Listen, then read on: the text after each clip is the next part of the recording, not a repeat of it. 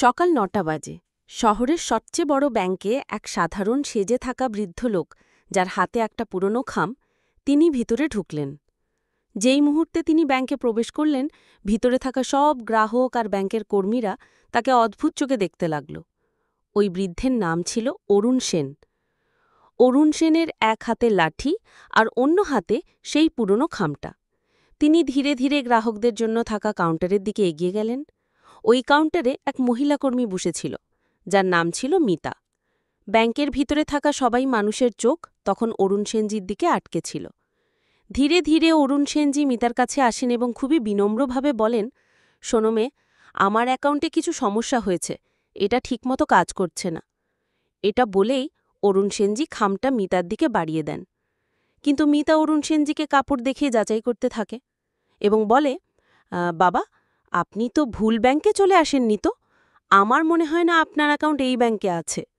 তখন অরুণ সেনজি স্বাভাবিকভাবে বলেন, মেয়ে, একবার দেখে তো নাও, হয়তো আমার অ্যাকাউন্ট এই ব্যাংকেই আছে। মিতা খামটা নিয়ে এসে বলে, বাবা, এতে একটু সময় লাগবে, আপনাকে একটু অপেক্ষা করতে হবে। এত বলে মিতা আর ব্যাংকে থাকা অন্যরা কাজ করতে শুরু করে।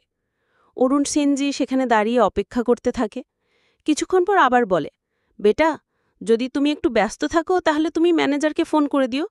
আসলে আমার ওদের সঙ্গে কিছু কথা আছে, আমি একটু কথা বলে নিই। এরপর মিতা না চাইলেও ফোন তুলে ম্যানেজার রফিকুলের অফিসের নম্বর ডায়াল করে। সে ফোন দিয়ে ম্যানেজারকে জানায় একটা বয়স্ক মানুষ ওদের সঙ্গে দেখা করতে চায়। ম্যানেজার রফিকুল অরুণ সেনজিকে দূর থেকে দেখছিলেন। অরুণ সেনজি খুবই সাধারণ লাগছিলেন। ম্যানেজার রফিকুল ফোনে মিতাকে জিজ্ঞেস করলেন, এটা কি আমাদের ব্যাংকের গ্রাহক না হঠাৎ কেউ এলো যেন? মিতা বললেন, স্যার, এ ব্যাপারে আমি নিশ্চিত নই, কিন্তু উনি আপনার সাথে দেখা করতে চাচ্ছেন।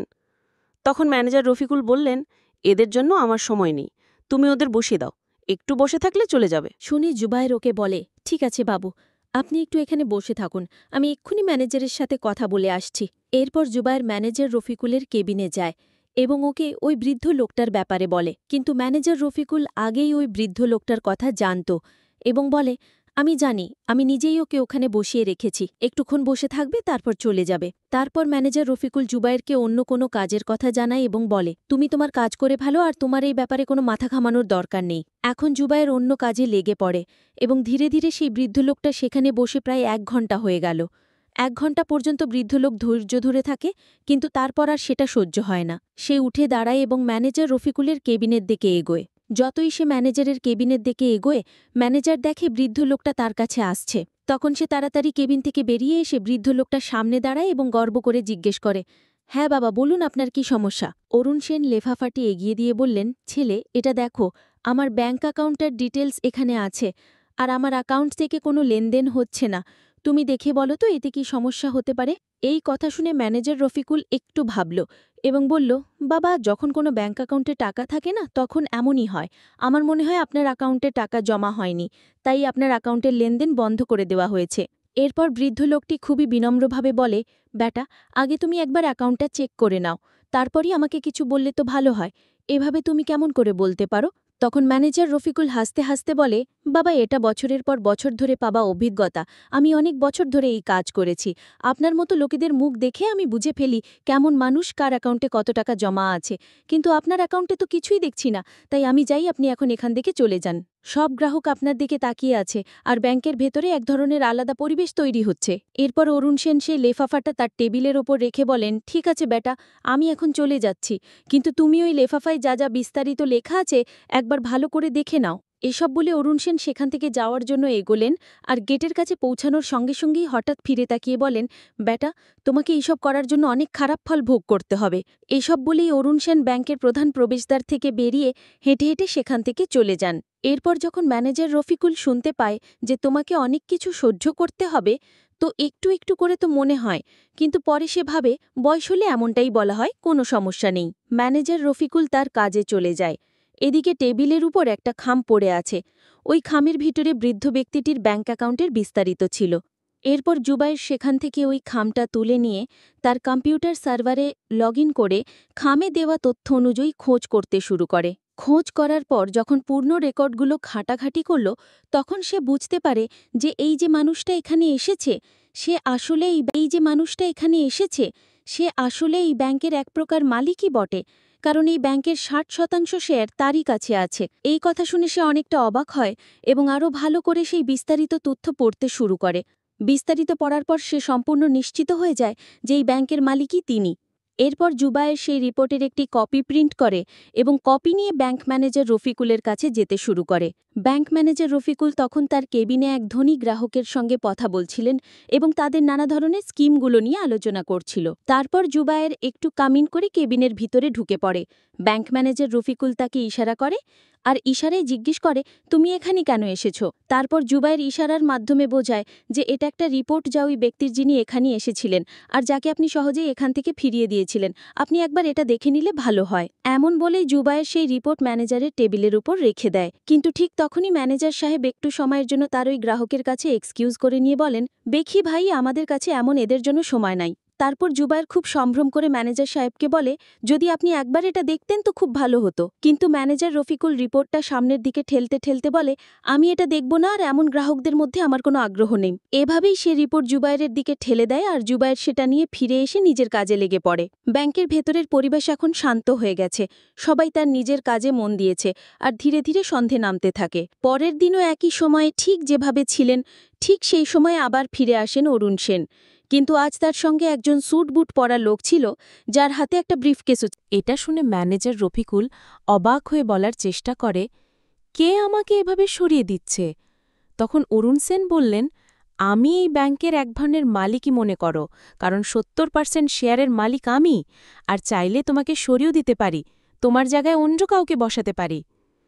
এটা শুনে ব্যাংকের ভিতরে থাকা সব কর্মচারী আর যারা গতকাল এখানে এসেছিল আর আজও এসেছে, সবাই অবাক হয়ে যায় এবং অরুণ সেনের দিকে চোখ বড় করে তাকাতে থাকে।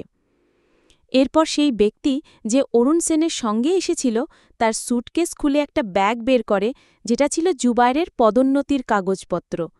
ওকে ব্যাংক ম্যানেজার বানানো হয়েছিল। ওই ব্যক্তি আরেকটা চিঠি বের করে ব্যাংক ম্যানেজার রফিকুলকে দিয়ে বলে, যদি তুমি মাঠে কাজ করতে চাও নিশ্চিন্তে করতে পারো, কিন্তু ম্যানেজার হয়ে এই ব্যাংকে থাকতে পারবে না। এটা শুনে ম্যানেজার রফিকুলের ঘাম ছুটে যায় আর সেই নিজের কালকের ভুলের জন্য বয়স্ক ব্যক্তির কাছে দুঃখ প্রকাশ করতে শুরু করে। কিন্তু তখনই অরুণ সেন তাকে বলে, দুঃখ করার কি আছে, আর আমি কেন তোমাকে ক্ষমা করব? দেখো, তুমি আমার সঙ্গে যেভাবে আচরণ করেছিলে সেটা আমাদের ব্যাংকের নীতির বিরুদ্ধে। তুমি কি কখনো এই ব্যাংকের নীতি পড়েছ? সেখানে গরিব আর ধনীর কোনো পার্থক্য করা হবে না, সবাইকে সমান চোখে দেখা হবে।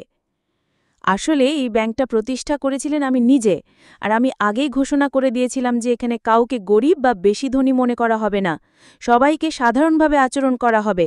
আর যদি কোনো ব্যাংক কর্মী এমন কিছু করে তাহলে তার বিরুদ্ধে কঠোর ব্যবস্থা নেওয়া হবে।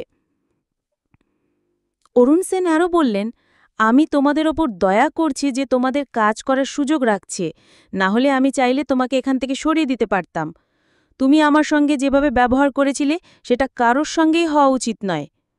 আমাদের ব্যাংকে কাজ করা জুবায়ের, যার হাতে কিছুই ছিল না, তবুও সে আমার কাছে এসে জিজ্ঞেস করেছিল এবং আমার জন্য কিছু করতে চেয়েছিল। তাই এই পদটির আসল যোগ্য ব্যক্তি সে, যাতে সে গ্রাহকদের ভালোভাবে বুঝতে পারে এবং তাদের পোশাক দেখে বিচার না করে। এমন বলেই অরুণ সেন মিতাকেও ডেকে আনে আর মিতাকে ওই ব্যাপারে সতর্ক করে দেয়। বলে, আমি প্রথম ভুল বুঝে তোমাকে ক্ষমা করছি, কিন্তু ব্যাংকের ভিতরে কেউ এলেই তার কাপড় দেখে বিচার করা ঠিক না। ওর ব্যাপারে ভালোভাবে দেখতে হয়। তুমি যদি আগের থেকেই আমাকে সামলে রাখতে, তাহলে আমাকে ওই ম্যানেজারের কাছে যেতে হতো না, আর আমাকে এত অপমান সহ্য করতে হতো না। এরপর মিতা কাঁদতে কাঁদতে ক্ষমা চাইতে থাকে। বাবাজি, আমাকে ক্ষমা করে দিন, আমি খুব বড় ভুল করেছি, সামনে থেকে আর এমন হবে না। তারপর অরুণ সেন ওখান থেকে সেই লোকটার সাথে ফিরে যেতে লাগলেন আর সবাইকে বললেন যে তোমাদের অনেক কিছু জুবায়েরের থেকে শেখার দরকার, যতটা সম্ভব শেখো, এটা তোমাদের জন্য ভালো হবে। এখন আমি মাঝে মাঝে এখানে কাউকে পাঠিয়ে দেব যাতে তোমাদের এই সব কাজকর্ম সম্পর্কে আমার ভালোভাবে রিপোর্ট দিতে পারে। এমন বলেই অরুণ সেন ওখান থেকে চলে গেলেন আর ব্যাংকের পুরো স্টাফ এই নিয়ে আলোচনা করতে লাগল আর ভাবতে লাগল যে এখন থেকে ভালোভাবে কাজ করতে হবে, তাদের নাম্বার না আসুক এইভাবে। পুরো ব্যাংকের পরিবেশ বদলে গেল।